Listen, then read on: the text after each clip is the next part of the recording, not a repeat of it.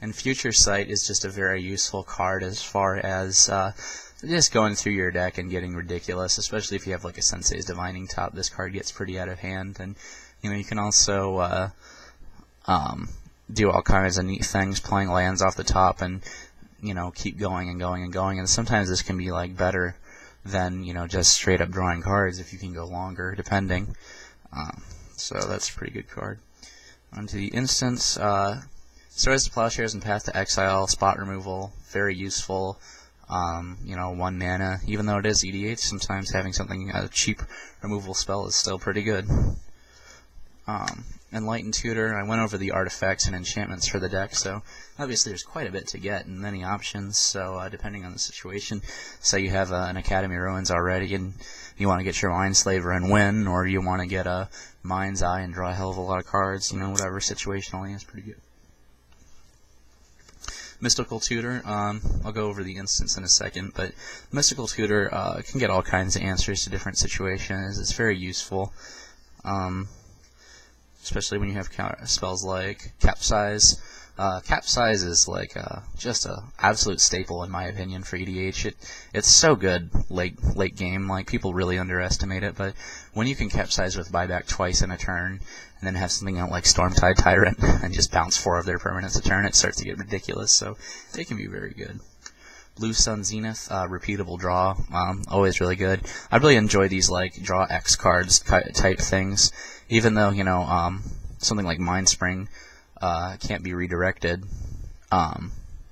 Blue Sun Zenith, it can be a lot better if you're drawing it repeatedly, since it goes back in your library. So, and onto the counter spells. I run 11 counter spells,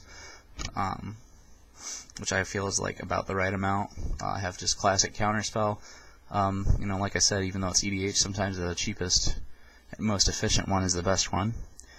Hinder and Spell Crumple, both, putting threats at the bottom of their library. Really good, especially when you counter somebody's general and you don't want to see it again.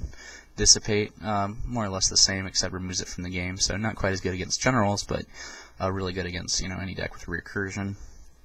Rewind, I really like Rewind in EDH. Some people think it's, not that good, but despite what people think, sometimes you really don't have unlimited mana in EDH, so having yourself to rewind and then untap lands and be able to counter a spell again after that, or play something else, can be quite useful. Last Word is great for if somebody tries to play a big threat and they've got counter spells backed up, and you play this, well, they can't counter Last Word, so it's pretty much the last word. Dismiss, like, some people really underestimate it, but it's it's card advantage. It's a cantrip, I should say, and it counters a spell. Yes, it is 4 mana, but in my opinion, well worth it.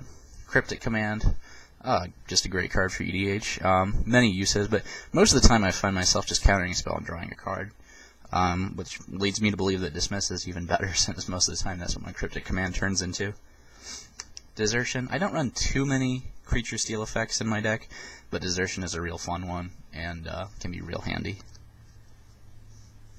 Spelljack, another kind of steal a card spell. I didn't used to run Spelljack because the high mana cost, 6 mana for a counter spell, didn't appeal to me, but it's proven its worth. And to me, that's playtesting is the real staples of EDH, is what helps you, and you can take from that what you want. But I've always found that Spelljack to be very helpful, along with Commandeer. Sometimes you will just pay the 7 mana. Losing 2 cards can't hurt, but if they're playing something ridiculous, redirecting the effect can be great, and potentially for free when you're tapped out is awesome. As for my Wrath effects, I only have 5, but I found that seemed to be the right amount, at least for my play group. I really think that people's EDH choices should somewhat revolve around their experiences with EDH and what their friends are playing. Obviously, if I were playing, say, more artifact-based decks like Arkham decks, Immerse Room, the Hegemon, I'd probably have more artifact hate, but ours is kind of an interesting EDH meta, so I try to mix it up. Wrath of God. I'd say, you know, I used to run Day of Judgment until my friend built his Zuri, so this is definitely worth the they can't be regenerated thing. Really helps out in the right situation.